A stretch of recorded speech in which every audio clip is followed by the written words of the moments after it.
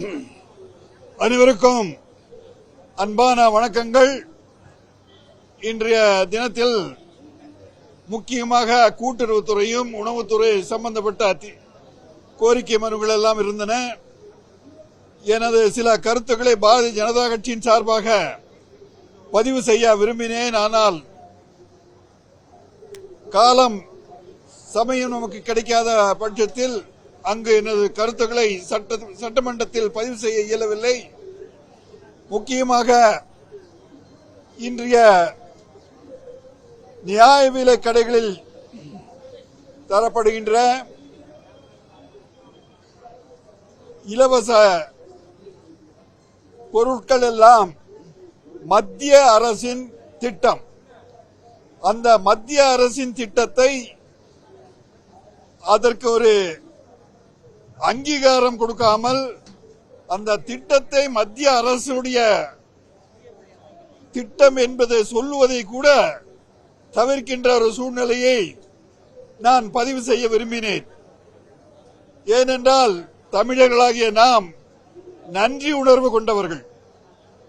உணவை தருகின்ற மத்திய அரசின் திட்டத்தை நாம் அவர்களுக்கு நன்றி சொல்ல கடமைப்பட்டுள்ளோம். ஆனால் இன்றைய நிலையில் அந்த நியாய விலை கடைகளிலும் கூட மரியாதைக்குரிய பாரத பிரதமர் மோடிஜி அவருடைய படங்களை வைப்பது கூட விருப்பமில்லாத ஒரு நிகழ்வுகளை எல்லாம் கடந்த காலத்தில் நான் பார்த்திருக்கின்றேன். இன்றைய இந்த புதிய ஆட்சியில் என்னுடைய வேண்டுகோள், மத்திய அரசில் இருந்து பெறப்படுகின்ற இந்த திட்டத்திற்கு அங்கீகாரம் கொடுக்கின்ற வகையிலும் நன்றி செலுத்துகின்ற வகையிலும் நியாய விலை கடைகளில் எல்லாம் பிரதமர் மோடிஜி அவர்களுடைய படத்தை வைத்து நாம் நன்றி செலுத்த வேண்டும் என்பதை என்னுடைய வேண்டுகோளாக இன்றைய அரசுக்கு விடுக்க நான் ஆசைப்படுகின்றேன். அதே நேரத்தில் இன்றைய நிலையில் நீலகிரி மாவட்டத்தை பொறுத்த அளவிலே இன்று தேயிலைக்கு கட்டுப்படியான விலைகள் இல்லை.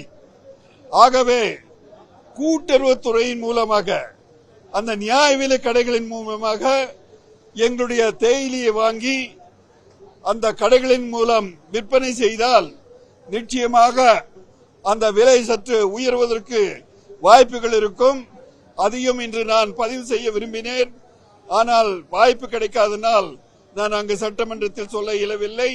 ஆகவே ஊடகங்கள் வாயிலாக உங்கள் வாயிலாக மக்களுக்கு இந்த செய்தியை நான் சொல்லிக்கொள்ள ஆசைப்படுகின்றேன். அரசுக்கும் இந்த செய்தி சென்று அவர்களும் இதை பரிசீலனை செய்ய வேண்டும் என்று அன்புடன் கேட்டுக்கொள்கின்றேன்.